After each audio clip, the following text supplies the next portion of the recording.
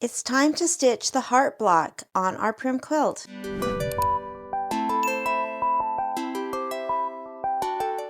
The heart block is on page 40. I have my fabric that has been backed with fusible interfacing, and I have my batting. As a reminder, I am adding batting and background quilting, which is different than the directions. Let's stitch the last block, the heart block. I've opened my USB and my combined files folder, and I am going to choose our last regular block. I can't believe we are on block 12, and it's the heart block. I'm going to hit set and embroidery, and again go to layout and move, and just bump it up to save on stabilizer. I do have my roll still attached, and then I'm going to go to the minus plus needle. I'm going to stitch the placement for the batting. I will place my batting and tack it down, and I do need to manually stop my machine after the batting tacks down. I will place my fabric, tack my fabric down, and stitch the background quilting.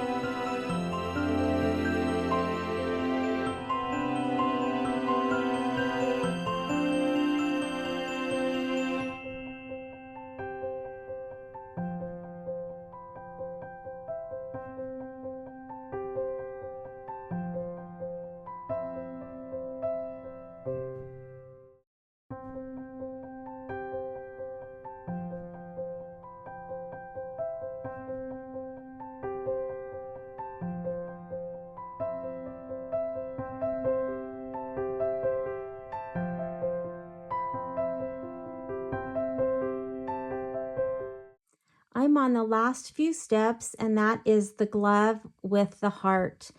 Now, this is, of course, supposed to look like a vintage lace glove, and I love it, but I'm going to have to change the color. The color that I am using is called Ash. Again, I've mentioned that that is one of my favorite colors. And this is putty, which I have been using for the background quilting. You can see how similar they are. And I just am not going to be able to see that glove like I need to with this color. This, for the background quilting, I got to kind of blend in, and I'm just too close. So I am going to do the same thing as I did with the shaker boxes. The shaker boxes was supposed to have this color, and I changed because, again, I just didn't feel like I would be able to see that fill. And so I am going to use the same blue that I did for the shaker boxes. I really liked it, and while my preference, if I had a cream background, would definitely be this beigey color. I think that would look great, and of course, vintage. I feel like I need to change it, and so I'm going to use that same blue as the shaker boxes, and then it will have the brown, that is the lighter brown that I've been using throughout this quilt for the stitching around the heart. All right, so let's stitch our last few steps.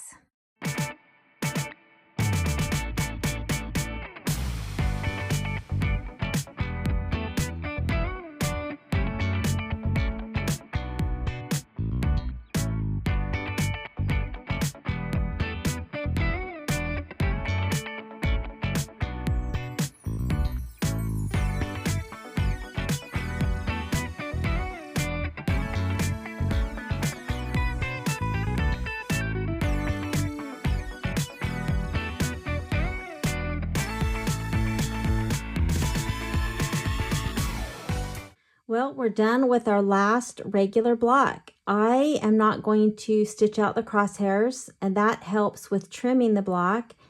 So it needs to be stitched in a visible color, and I am done. So I am going to go to home and cancel. All right, let's go take a look at our last block. I've trimmed the excess stabilizer off, and I am not yet going to take out the tack down of the fabric.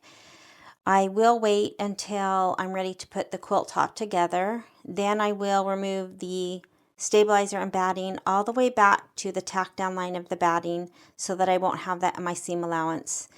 Now this is our last regular block, but I think there are 14 of the step blocks, and so that's why I'm not going to take this out yet. This block is gorgeous, and I am glad that I changed because you can see a glove. It still, has a vintage feel. I love it. There's just so many great details once again in all of the embroidery. It's incredible. I love it, and I can't believe we are done with our final regular block.